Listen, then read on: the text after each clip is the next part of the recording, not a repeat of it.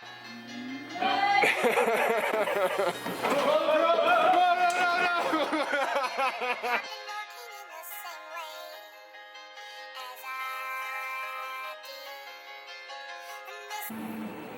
look in here. Stay out of my gas hole. Hello, everyone, and welcome to the Cody Creelman Calvet podcast. I've been wanting to do a podcast for so long now. It has to be over a year. So this podcast is just going to be a lot of context. If some of you don't know, I am a beef cattle veterinarian in Airdrie, Alberta. I run a beef cattle only practice, and I also have 3 other practices scattered across Alberta.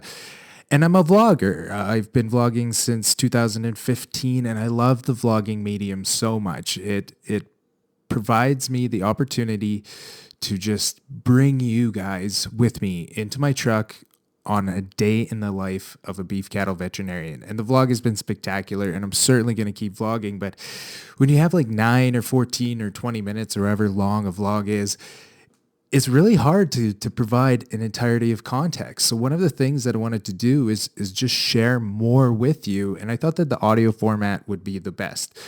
So this is going to be on all the places you can find your podcasts. I'm also going to put a video form on the YouTubes and on Facebook as well. So you can kind of see some behind the scenes on top of that. And if that's the medium that you're used to using, then that's going to be great.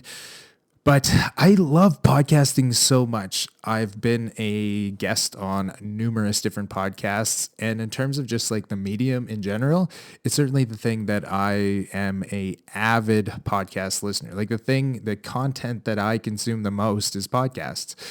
A lot of it is just has to do with time, whether or not I'm doing the dishes or on the road.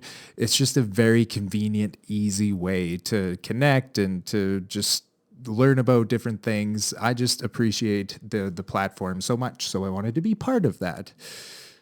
So with the format of the podcast, it's going to be context. It's going to be learning a little bit more behind the scenes in terms of the videos that you guys have seen. And it's also going to be a lot of community engagement and interaction, a lot of things that I want to talk about in longer form, questions and concepts.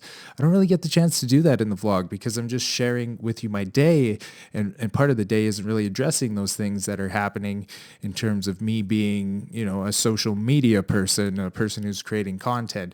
What you get to see is Cody Creelman, the cow vet, and everything that entails, but you don't really get to see or hear about Cody Creelman, the businessman, or what's going on with my family, or what I'm interacting with and engaging with people on a day-to-day basis. I answer literally dozens and dozens and dozens of emails and DMs and snaps just everywhere all the time. And a lot of that information I should be disseminating throughout the rest of my platforms, because there's some really great questions that prop up there. So in today's episode, we're going to be talking about a few different things that I'm up to, just with the family and all that fun stuff. So right now, as it stands, Diana and Neve are in Ontario on a little trip to visit Diana's grandma, and I have Emerson for the week. So look forward to some Emerson and Cody vlogs coming up.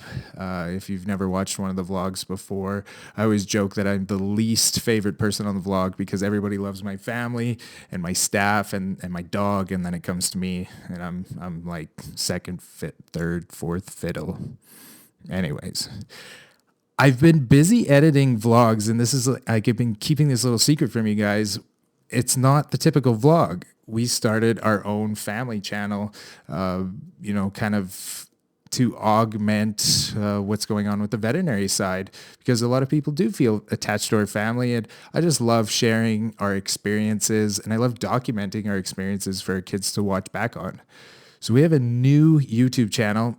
It's called Trails. I'm going to mess this up all the time. It's called Trails and Tribulations. You get it? It's not funny if you have to explain it. It's about hiking. We've been doing a ton of hiking as a family. Our little 2-year-old and 4-year-old have just been trekking up mountains, like experienced trekkers and mountaineermen or women. And we've been sharing that. So I've been busy editing the Trails and Tribulation videos for the last week or so. There's 4 up. You can find it on YouTube. Look up Trails and Tribulations. It doesn't index too well, so you might have to search it a little bit. I included a link to my Palpation Nation Facebook page, the closed group that I have, and you guys have been super supportive of that. So there's no veterinary medicine at all. It is just my family out on hikes. I always joke that we should rename the channel 1 kilometer an hour because we can seriously only hike 1 kilometer an hour, although the last one was pretty good. So we've been going into the mountains of Alberta, into Banff, into Kananaskis, and going on some spectacular hikes. And I've just been sharing those experiences just with the 4 of us and our little miniature schnauzer hiking up the trail. And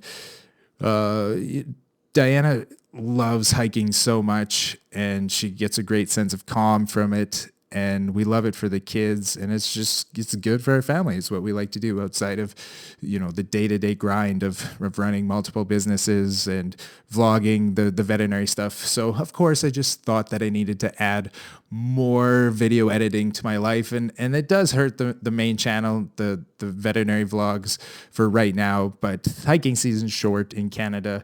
We're only going to have the summer. That's actually my slow season anyways, and I didn't want to merge the two in case people aren't at all interested in those types of things, which is perfectly fine. But yeah, I'll be editing one after this podcast, and it's been fun. The next thing that we've been working on is farmland. We bought a farm, 119 acres in between Airdrie and Crossfield, which is like the town that I practice in and live in now, and like the local town north of us. We bought some hay land. We have the intentions of moving out there in the next couple of years. There's no house on it or anything like that. We're hoping to be fortunate enough to be able to build in the next couple of years. But one of the biggest things is I never thought that I would raise kids in town. And I think town kids can turn out fine. I know lots of town kids, but it was just always like a thing for me that I really thought that my kids would be farm kids, that my kids would grow up with the same sort of experiences that I grew up with. And my kids are wild, you guys. Oh my goodness. The little backyard we have in town just is not enough for them. They need 119 acres to just go and run around and be crazy and get lost in the forest and chase dogs and cats, and that's just what they need. I appreciate that. So we bought this land. It closed this week, and we're super excited about it. It's really close to my work. It is going to be fantastic. It has a little creek running through it, and it has trees and a bunch of hay. But as soon as we bought it, we realized that this culvert that goes through the creek, it had collapsed in, the collar had fallen off, and there was this giant sinkhole in the only way to access the back half. And I talked to an agronomist friend, and he had recommended that we fertilize. I'm not a farmer at all. He recommended fertilization. So I had the fertilizer booked for this Monday, like tomorrow. But there's this giant sinkhole. So Emerson and I went out yesterday for, it must have been close to 6 hours. And with a couple of shovels, we dug out the culvert. And then a neighbor who's a friend and a client at the new place, he brought a backhoe over. We lifted the culvert out, kind of rejigged the hole, put it back down. So that's what Emerson and I were doing. He was up till midnight. He was a trooper. He got to ride in the backhoe. We had so much fun. And then today we went out to stake the farmland, like to survey the north border, because there's another quarter section that's immediately north with no fence line or demarcation, so the fertilizer guy can come. So I am hoping that the temporary land bridge that we made yesterday is going to hold up so he can drive his truck through. It's been raining a lot, so now the land bridge is super muddy and all rutted up from me driving over it. So fingers crossed that this guy doesn't like tip it into the creek tomorrow. I staked it out. Should be obvious enough. If it's super muddy, I don't think he's going to be crazy enough to drive through it. But yeah, we bought a farm. We're farmers now. And it has done nothing but cost me time and money in the last week. Fertilizer, and backhoes. And then we spent all day yesterday and a good chunk of today out there. Okay, a little bit of a video review now. So in my last vlog, I did a post-mortem on a calf. This calf was at one of our large ranches, and this calf had died acutely, and the producer wanted a post-mortem. It was like super hot and windy out, and the calf was already laying inside the barn. So there was a couple of bulls that he had put in there because he had just separated them because they were going to do some branding. And then there was also the milk cow. So they had a Holstein there who was there with a couple calves on her, and she was she's a wet nurse. So I asked the producer, do you want me to do the postmortem inside or outside? And he said, oh, no, just do it fine here. So Ashley started doing the postmortem, and I was filming, and there was cows watching. And I can't believe the level of response that I got and the number of comments that I got of like how insane and crazy and mean that I was to do postmortem in front of other cows. So I just wanted to address that. Now, I dislike doing postmortems in pens when other animals are going to be able to come in, just in case there's some contamination. So let's say a feedlot producer asked me to do a postmortem in pen because he hasn't had the ability to pull that animal out yet. I dislike doing that because I think, well, what if there's some infectious disease that those animals could catch if they were inside that pen, and it's not very hygienic. So I typically try not to do that, but it's never for the concern about the animals. Like when I have done it in the past, the animals are curious that I'm there, but you shouldn't anthropomorphize what it would be like for a cow to see another cow getting a postmortem done. They don't think like that, I think. I don't know. Maybe the commenters are right, but for me, it wasn't a concern at all that these other animals were going to be somehow traumatized because this calf was not, was out of sight. I don't even think that that's a consideration, but maybe I'm wrong. I'd love to know what you guys think about that. But yeah, I just wanted to address that. I don't think there was any sort of trauma. That baby calf's mom wasn't there. I think if the mom was there, it wouldn't matter anyways. I've certainly done postmortems in front of the cows, in front of the calf's mom before. So yeah, crazy. Another comment that often pops up that I've noticed is me petting cows. So this is mostly on YouTube, but people will comment, why doesn't he pet the cow before he does a procedure? Even preg testing. Sometimes people think that I should pat the cow. It's okay, cow. Now I'm going to put in my introducer arm or my actual arm. And cows, once again, I don't think they respond to that. I was talking to a couple of producers about this comment that people give on YouTube. What were we doing to this cow? We caught her for a few seconds, a little bit longer. I can't even remember what it was. I think it was just pre-rooting palpation. So we had her caught, and I was talking to them, and then I walked up to the cow, and I was like, people actually in the comment section would love for me to console this cow before I palpated her, to pet her on the head. And I went and did it, and I pet this cow on the head for demonstration purposes to the producers, and the cow was really scared. A cow does not want to be petted on its head. It gets no sort of comfort or consolement. I don't know if consolement's a word, but they don't get any sort of positive reaction out of me petting them. If I was to pet them out of sight, right before I palpated them, they wouldn't even notice that I was putting my hand on them. They're thinking about how to get out of the chute system. They certainly aren't feeling my hand on their rump and then being like, oh no, it's going to be all better now because I got this nice pet. So that's just a comment that, is always in the back of my mind in terms of people thinking that I'm not compassionate, because I'm completely compassionate. There's no ifs, ands, or buts. I came into this industry because I was compassionate towards animals and I did want to help them. And me not petting a cow before I do a procedure has nothing to do with my level of compassion. It doesn't do anything. And in a lot of cases, it just scares them. It's not something that they want. They want to get away from the people. So as fast and as quick as I can be is better for the animal. Once again, I could be wrong, but I'm pretty sure I'm right on this one. Out of the Palpation Nation, so my community group, I did get a question. The question was how I visit, was how I balance family with work. And I don't.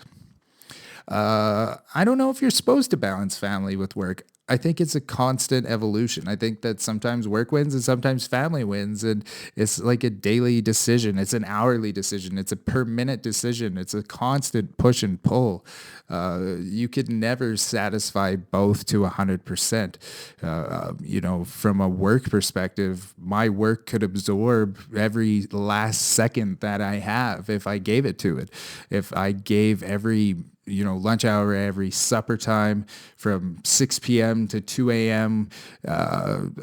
It could take everything that I have if I gave it to it.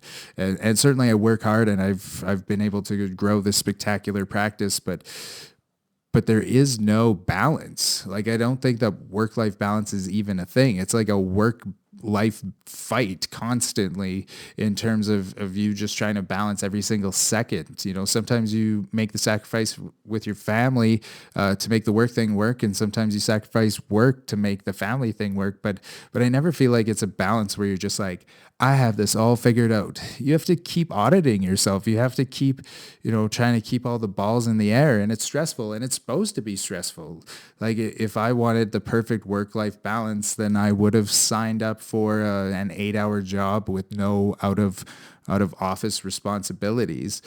To me, that sounds extremely boring. I thrive in chaos. I thrive in that imbalance that I never know where I'm going to have to pull from. It's just always push and pull. And I do feel like my family's in a good place, and I do think that my kids love me and my wife loves me. And on the flip side, they're just also very appreciative of all of the things that we have because I work. So it's just always push pull. Even the things like this podcast, like, I have my main vlog, I have community management, I have my social media, we have our family video channel now of us hiking, all of the different business responsibilities. Now we're buying land. It's just, I love that chaos is everything to me. So I know it's not a very good answer, Rick, but it is what it is. It's just this constant assessment of where I can pull from. Can I pull from my family for this week so I can get this done for the business? And can I pull from my business this week so I can get some extra time in with my family? And just that auditing. And if you feel things slipping in one way or the other, then you have to just readjust, constant readjustment. But there's no such thing as balance. I don't think so. I've never been able to figure it out. All right, that is it for the podcast, you guys. I really appreciate you listening. I have no idea what the frequency of this is going to be. It's going to be as often as I feel like I have something to say, which is often enough. Okay, take care. See you next time.